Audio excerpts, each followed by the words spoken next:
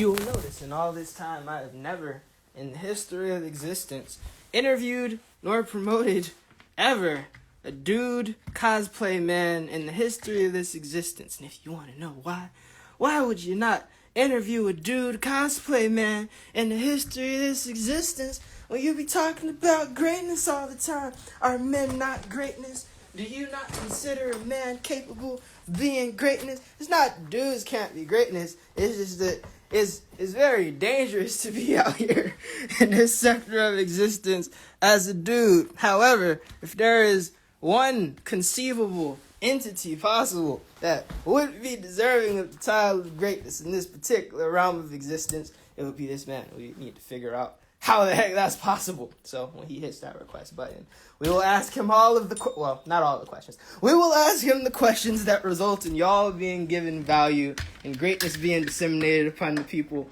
with minimal injury. Because this sector of existence is a minefield. And I think it's important to learn from the people that have not been blown up horribly. Blown up in the bad way, not the good way. Where's the request? No, that's not the requesty thing. This is the requesty thing. There we go. He's beating out in the chest. All right, we're going to do the thing. Yeah. How are y'all? Y'all good? Greetings. Yo, How are you? I'm all right. I don't know why this thing switches from my Bluetooth to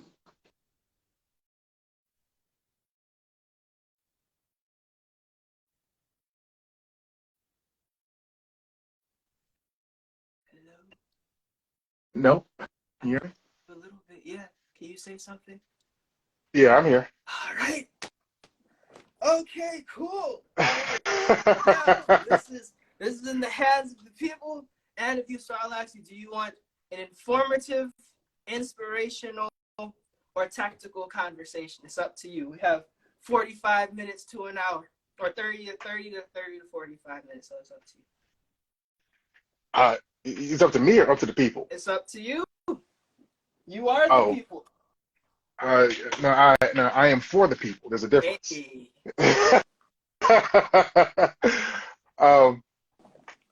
No, I mean, no. Let's just go how it flows. I'm ready to go to the gym. I just got off of work. That's why I'm just rushing to get here. So, but if whatever happens, we'll make it work. All right, cool. Why do you do? Well, what do you do? What do I do? What don't I do?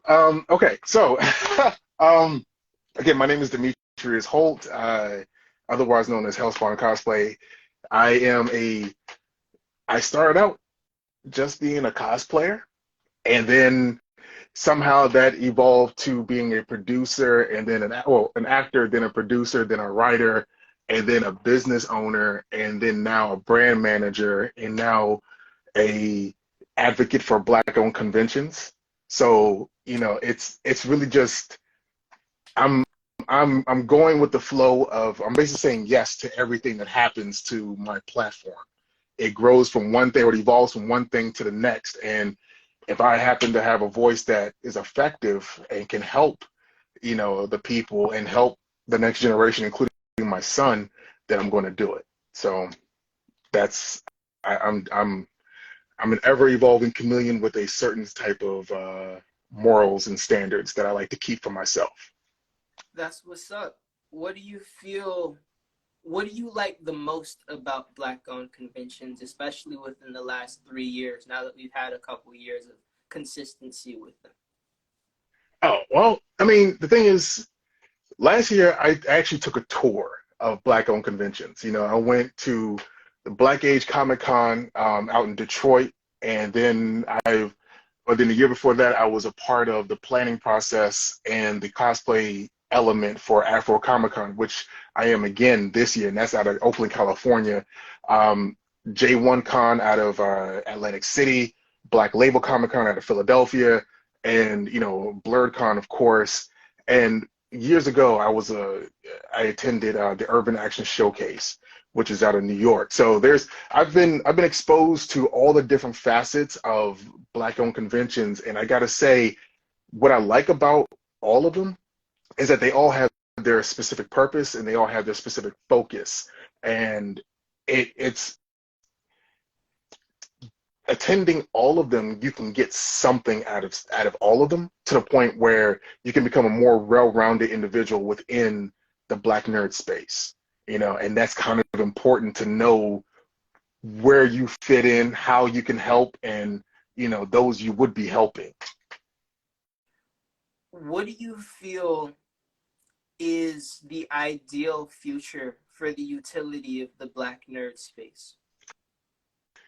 Honestly, I've got a 30-year plan for Blurred and Powerful that will essentially make the utilities and all the different facets of the Black nerd space work cohesively as like, I mean, I kind of hate to say it this way, but like the default, the you know white folks, you know they have their apparatuses, they have their ways of doing things that gets the job done, and we spend so much time focusing on our individual endeavors that we don't necessarily grow like we could.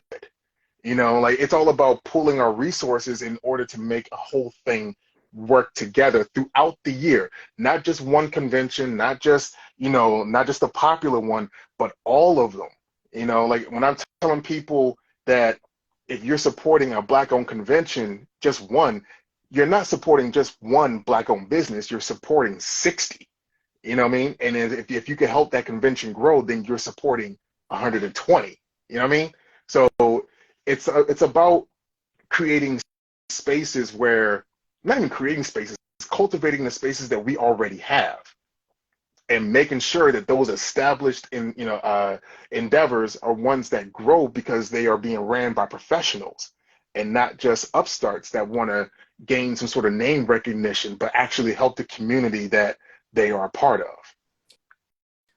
What was your last most fruitful engagement with pooling resources?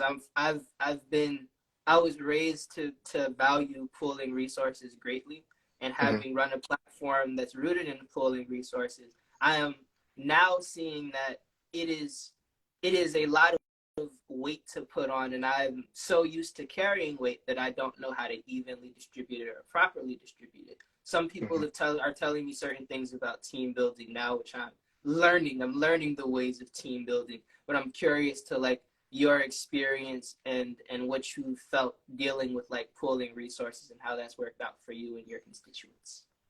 Well, throughout my life, I've had different trainings within like leadership positions. In college and in high school, I was in ROTC, which then put me in a training program for the Air Force, and I, no longer did that. But also, I was also a federal police officer, so there's other like leadership skills building that I'm a part of. But what I've seen within the community itself that can help answer that question is that people take too much on for themselves, right? Like, let's start small. Let's start with one event that is simple, a photo shoot. Let that photo shoot be as successful as it possibly can be, and everyone that's a part of it have a voice within it and let it grow on its own naturally, okay? So to answer your question, the last most successful thing that I did was the X-Men Children of the Atom cosplayer showcase or short film, right? We got together last year at Baltimore Comic-Con. I got about 35 cosplayers together. Every one of us were different, X-Men characters or the same character, just a different variation. And put together a short narrative that I wish we had more time and in order to focus more on the narrative itself. But time constraints, people, what can you do? But we were able to get that put together, got a score to it. It's up on IMDb, it's up on YouTube, it's on always press record, or APR TV on Roku and Amazon Fire apps. And, cosplayers that wanted to be a part of it were able to get IMDb credits. You know what I mean? So if they want to have a jumping off point so that they can get into acting or modeling or something like that, they have something that they can start off from. And that's something that a lot of people don't get. It's something that's very difficult to get because people don't know how to go about the process of doing so. And I was fortunate enough to be able to give that to people.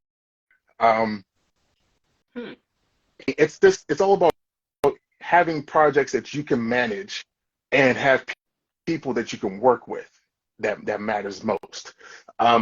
Just released this first PS or the Hero Core that we raised $20,000 for back in 2020 through Kickstarter, right? Like this is.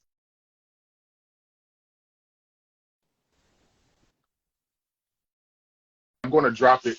I'll probably drop it tonight. I'm going to drop it tonight, on my socials, just so I can get it out there and people can actually take a look at it if they don't have APR TV and they might not be familiar with the YouTube channels that it's on.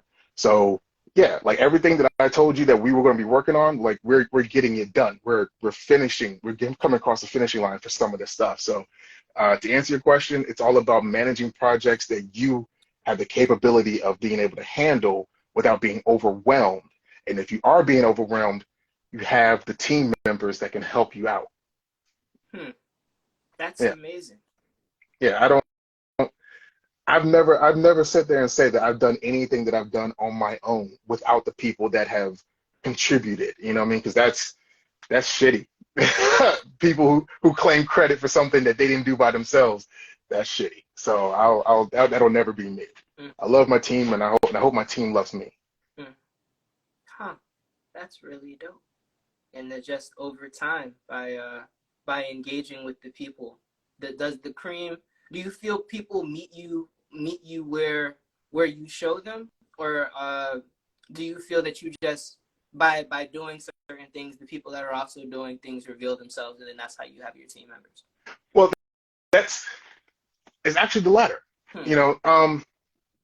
I say it all the time. Whereas the table is large enough for all of us. You just got to be able to bring your own plate to the table.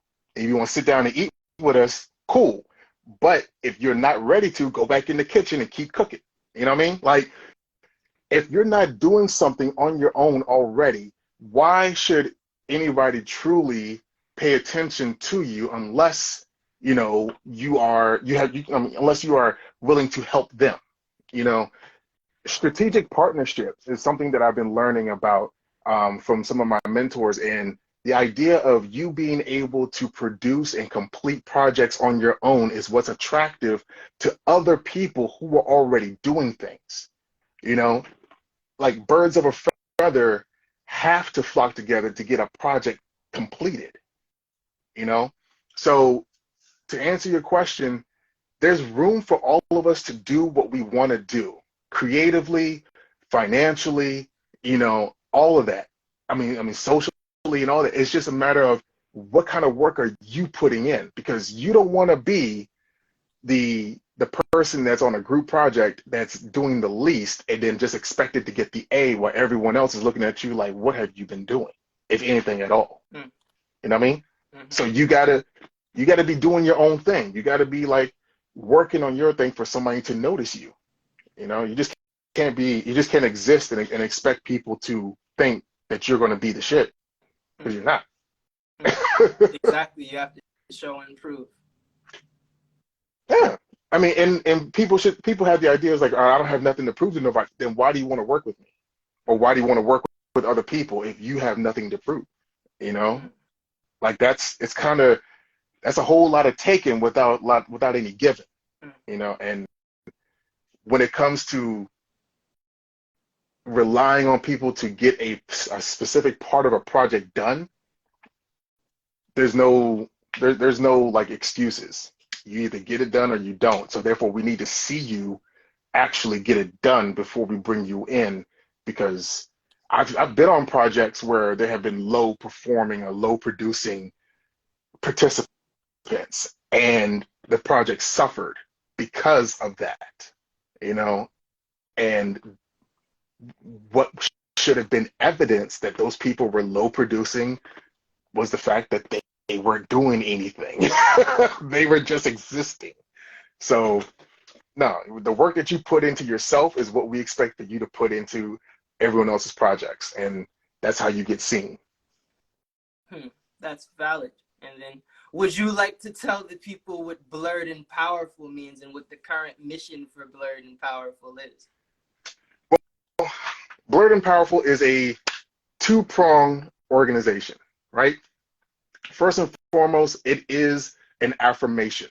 All right. There's a lot of blurs out there that got to deal with the crap of racism, bigotry, diminished algorithms, you know, and that takes that hits your ego to a degree. That hits your creative pride, right? So if you stand in front of a mirror and you're able to say, I am blurred and I am powerful, it's a reminder that you can do whatever you want to do creatively without being deterred by people who don't look like you from your path of happiness.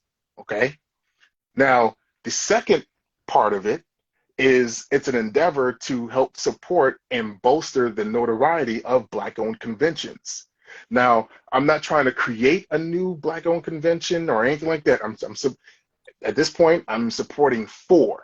You know, I'm getting 4 out there in ways that haven't been done before. They haven't been focused on before. So I'm doing it this way to see what happens and see how it pops. There are plenty of Black-owned conventions that have some level of notoriety in the different regions of the country, but these 4 are ones that I have relationships with already, and they trust me to get the job done.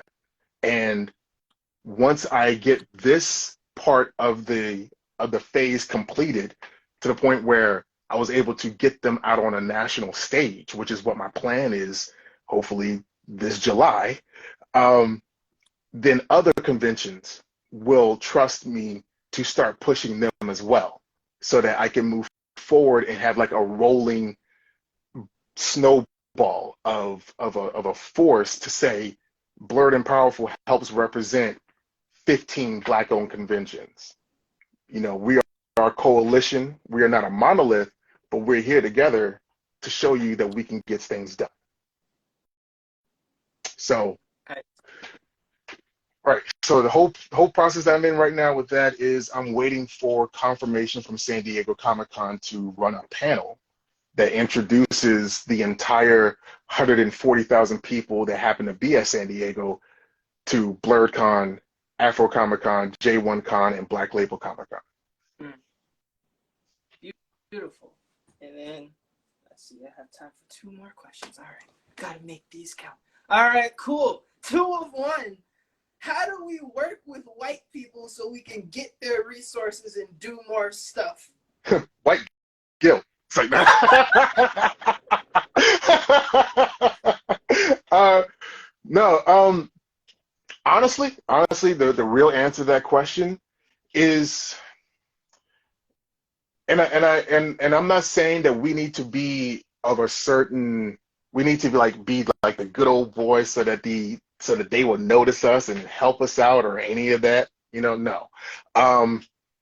But I think what appeals to all races and all demographics is one's true nature of wanting to help, you know, wanting to better everyone's situation and not just their own.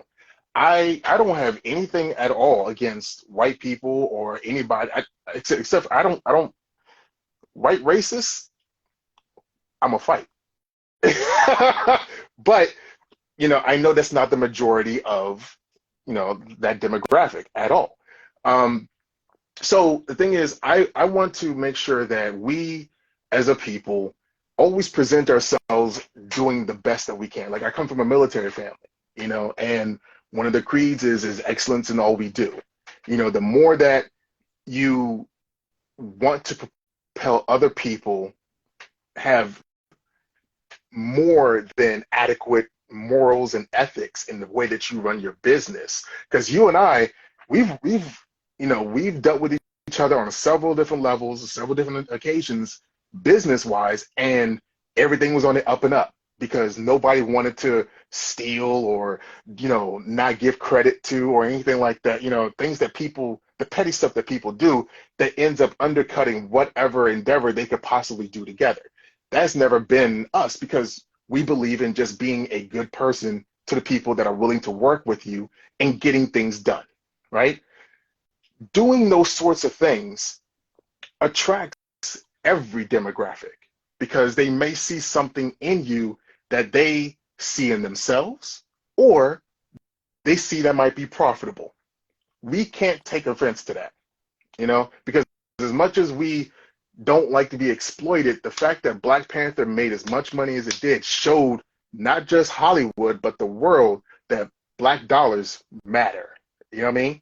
So we have to have some level of reality attached to the nuance of Black people existing in spaces that may or may not be profitable.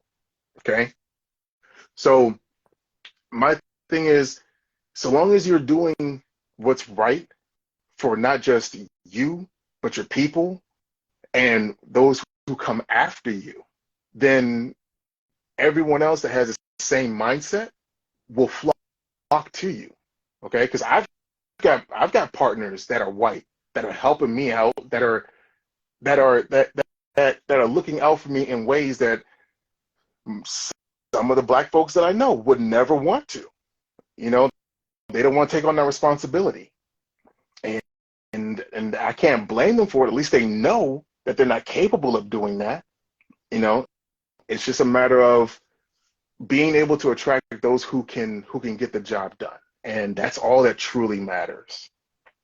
Excellent. Whew, and then the last one. All right, this one's for all the marbles. All right. Oh, God. Okay, cool.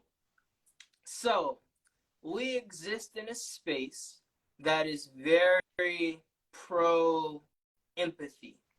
And we exist in a space where people desire to feel good and have their identities affirmed and to have their feelings affirmed as well. And there are certain things that can be challenged, but as a masculine paternal figure, how do you balance the ways that you choose to express yourself publicly so that you can put forth the ideals that you believe in, while at the same time not coming under extreme, terrible, undulating fire from the predominant culture? Because it's such a delicate balance.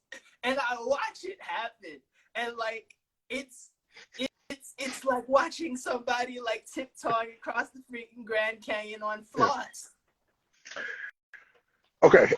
I've been doing this cosplay thing since 2017, and I did the He-Man cosplay 14 months in. So my life changed immediately overnight after all those photos came out, and I fell into that trap of offering opinions about something that I was asked for. They weren't unsolicited, but I offered an opinion that didn't jive with the people, and I felt the heat for it, right? So what I learned in that experience is that what you may say when you have 200 followers is completely different than what you may say when you have 200,000 followers, right? The level of influence, the level of weight that your words carry, it matters. It changes. So the best thing you can do is to have a really reliable set of friends that you are in a group chat with, where you can just espouse your unmitigated, uncensored thoughts about things, and then from there you can whittle it down to what matters most if you decide to want to talk about it publicly. You got to have a council. You got to, and one of them just joined there. You know what I mean? Like, what up, Wendell? Navigating all the different spaces is very difficult if you go out there without either a PR manager, or B, a bunch of friends that are really super honest with you, you know, and without friends that are being honest with you, or a PR manager that's looking out for your best interest, you're just going to be out here saying things that will get you into trouble all the time, you know, and then that's only going to happen so many times before people stop listening to you, and you lose the influence, you lose the clout, you lose the pathways to make a difference that you could have had, you know. So it's very difficult, but then at the same time, if you have it in your mind that not every thought needs to be said publicly, it becomes easier, you know. The less that's said is the more that's weighted, you know. So like, you know, I might act a fool a little bit on Facebook, but that's on my own Facebook, and you know, I have fun with it, but I don't really take any of like controversial stances on things unless it's truly important, because my opinion matters at times, not all times, you know. I'm not that self-important. Excellent. Cool. All right. And with that, thank you so much for coming to me. Thank you so much for donating your time to myself and the people. Before we leave, is there anything specifically that you want the people to know, or any question for some ungodly reason that you wish for me to answer? No, why are you shutting down the store? Oh, well, three things. Number one, I'm a workaholic and I have a lot of energy, but I'm also incredibly introverted. So it's not that there are people that can counsel me and that do take it upon themselves to counsel me, but I have always taken great cause to separate business and my friends. So my friends aren't generally the best of utilization for business matters. And then the business people often don't have a clear perception of the reality of operating things. So currently, I feel as if I am dragging a golden corpse where there's a whole lot of value inside of the thing that has been developed. But unfortunately, the only way to like gain the value might be in cracking open the freaking corpse. And I don't want to risk the relationships that I have with the artists that have put their faith in me, or like the emotions of the artists that have put their faith in me,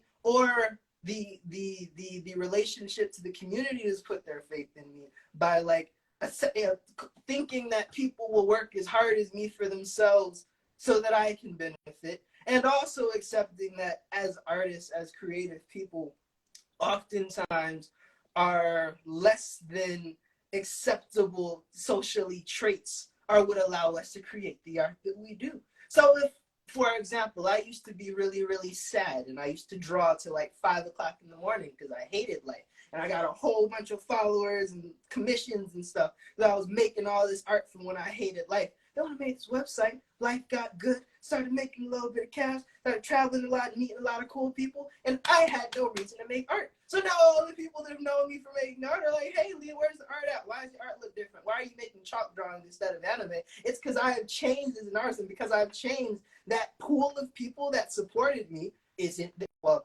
there anymore because I've changed. So similarly, if I was to go and have certain conversations with certain artists or get certain artists to do certain things, that could change their perception to the extent that they are no longer able to provide for themselves making the content that they're making. And then I've jacked that up because I wanted them to get some sales by promoting or by thinking a different way. Now I want to do that. That sounds like a pickle. Damn, dude. But I mean, it's important to be self-aware. You know, it's important to know your limits. I just don't want you to fade into oblivion because you know you have a really heavy footprint within the community. You know, there's a lot of people that I've turned to you that have asked me straight up, like, you know, like who can I go to for XYZ? And I'd be like, Jurassic Graphics, like them. You know what I mean? So it sucks that you feel that way. but I understand that you got to do what's best for yourself. So um, I hope you find a path that works for you, that still has you as present, as as influential as you are, you know? Thank you, and I hope to be able to do way more than is being done and do stuff better as well. Because like, even though I will be closing down the site, I'll still be like showing love to the people, like doing interviews and like podcasts and videos and stuff. It's just like the practice of giving the artist the majority of the profits from a website. Probably won't be doing that anymore. But I want to be able to like commission artists and like shout them out and have like there's content that has been developed so that they'll be able to get more eyes and stuff that a lot of people aren't doing. Because yeah, I think it's important for artists to generate passive income and understand like the split or the split between business and art and the generation of both. And I also want people, just period, creative people, period, to understand what value looks like and how the concept of value is changing as we get into the space of automation. Because creativity is going to increase in value, but creation is not. And like your ability to like do critical thinking and solve problems is going to become way more important, because you can train a robot to do one thing very well, maybe to do a series of things very well, but originality doesn't exist in robots. And the connections that they create sometimes can be too abstract, because when you give them no parameters, they don't speak, they don't use language, they invent language. So with the AI boom that's coming right now, figuring out how creativity can be used to like have the people make great things with each other and have the people do great things is like really, really important to me. And I'm spending a lot of time figuring out how to do that in a manner that makes sense and a manner that makes money, that can fuel a great thing. Because there's so many amazing people that don't do things with each other because there's not money in it. And then a year has passed and nothing got made because they wanted to be paid. When if the project would have been completed, or if a conversation would have been had, or if an investment of like a 10-minute conversation would have been had, things could have been done to put things in place to fuel certain things. And now I'm seeing that those with fuel are like 10 steps ahead and doing so many things. So I want to become the person with fuel and the person that's capable of guiding people. And that comes from being guided. So I'm luckily have some people that are really cool that guide me in certain ways. And when I can utilize their guidance in order to make some cool stuff happen, then I'll be able to serve the people in full force. I'm killing the shop, not the brand. The brand is still going to be here. The shop is going to be demonetized like in May, and then in July when all the cons come out, it's going to be back. And then after August, it's going to flip because there's a bunch of stuff that's going on that can't talk about yet thanks to NDAs. You know, if you didn't already have NDAs and things signed or whatever, I would tell you I've got that I'm a part of things that are working on a larger scale. And so I can talk about it because I'm in the position to do so. So try to get this all together. So KDS Entertainment, right, is a media group that is comprised of producers, writers, and directors that you've seen their projects, whether it be Power, you know, on Stars, or you know, American Gangster Trap Queens, or you know, like there's or some of them are Netflix executives that are currently there. Some of them are former Warner Brothers executives, and they're all black. They're all black nerds, right? The idea, or what we're actually forming, is a streaming service that will be made made by and specifically for blurs, right? It's called Blurred Station, right? Whereas we're going to end up having our own IPs that we produce and distribute on our own, same way that Tyler Perry did his, right? He had his own projects, and if we're able to put them on our own platform, and the thing is, they're not low budget. There are multi-million-dollar live action projects that we are courting hip hop artists like 2 Chainz and you know and like Michael B. Jordan and all those, like these are the people that we're actually talking to. And these live action projects will continue to be a rolling release, right? But then what's great about it for the actual creatives and those who have, let's just say, you know, a lot of a lot of followers or whatever, we see how social media diminishes the algorithms for Black creatives, right? Instagram was a really good example of that, where if your videos weren't getting a certain number of views, you're only going to get like a couple of dollars, right? Having your paychecks be based on the algorithm is a terrible idea, because there's nobody that can control that.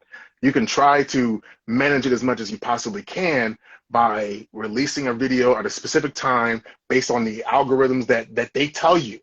You got to trust them and their numbers and their analytics in order for you to work the best way you possibly can. We're changing that model. And instead of having an algorithm-based paycheck, having a subscriber-based paycheck. So those people out there that have 1.5 million followers and only get like maybe 10,000 views on their videos. Let's just say you come to Blurred Station and you have people subscribe underneath your name. Let's just say you get 20, 25 cents, 50 cents per subscriber. That's your monthly check every single month that they continue to subscribe to that channel, onto that streaming service. So that's a level of consistency that we can provide Black creatives, right? That's something that they haven't really had before.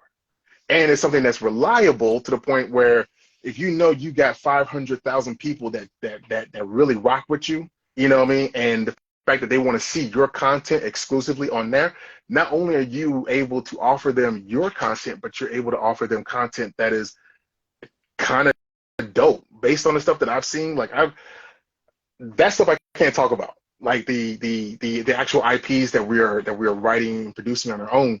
But if you think about projects that are centered on Black women or Indian women, Native American women that have to do with like speculative fiction, like straight up like werewolves, or straight up like, aliens, or something that is based in like the supernatural, to the point where it's not watered down in the way that white folks just don't understand what code switching is. Like, that's the blackest thing on television that you got that has special effects and whatever was Black Lightning, and they watered that shit down because they didn't know half of the vernacular that we have. They're like, well, is that appropriate for Middle America? Who's Middle America? Who cares about Middle America? You know what I mean? No, this is, if we're looking at something that's geared specifically for Black nerds, then we need to be making it on our own, and it needs to be a certain type of quality, and it needs to be able to give back to the community to the point where people are making money and making a livelihood off of their own creativity, as opposed to being diminished the way that TikTok or way that Instagram has diminished us. So when I say I hear you and the ways that you want to be creative, this is the part where I'm saying the table is getting large enough for you to just come and sit down, because what you're creating, it's the special sauce to everything else that could be added to the plates of everyone else sitting down. So, the fact that you and I have a relationship, a dynamic, I'm going to be looking out for you because I'm a part of this team, right? When we get to the point where we can start buying IPs, I'm going to be like, look at my man here, look what he's been doing, and like give them a real shot. If you're not already signed on to something larger already. If you are, I'm probably going to try and still steal you. Because I'd rather have good people that I know who are, one, creative, two, hardworking, and three, want to do more, be a part of the team so that everybody thrives. And that's, again, a part of like the Blurred and Powerful idea, like over 30 years, being able to not control, but help manage resources amongst all of the cons so that everybody can thrive together. You know what I mean? So I love what I'm hearing from you, and I hope everything goes in the way that you want it to. Just know that I'm going to be in the background ready to snatch you up when when we get our speculative fiction like streaming service straight up running and going, and all the different creatives that happen to be here on this live right now, like think about that. The more that you produce right now for yourself, the better you will look to anybody who will want to buy your brand, or not so much buy it, but license it so that they can make money and you can make money. Like that's the thing. You just can't be out here just inconsistent with what you do and expect people to want to deal with you. We can't acknowledge you if you're not doing anything worth acknowledging. That's a definite fact. You know? So, you know, I'm glad that you have a path in front of you. You know, I'm sad that you felt the way that you have felt. But that's the best thing about you, is that you always find a way, and that you're never really going to let something stop you. All right? That's what makes you that's the powerful part of who you are. You know what I mean? Like everyone's got their strengths, and that's yours, is to stop, take a second, reassess, dust yourself off, and keep it moving. You hear me? All right, because like without your tenacity and without your consistency, I wouldn't have had the example in front of me in this community that you have been. So I gotta say, I appreciate you and I thank you for that. Blessing. All right. Yes, indeed. All right. Well, I guess, were we talking about anybody else? I didn't mean to go that far.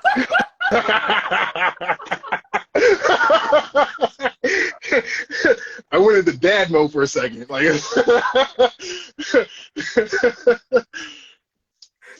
that's cool.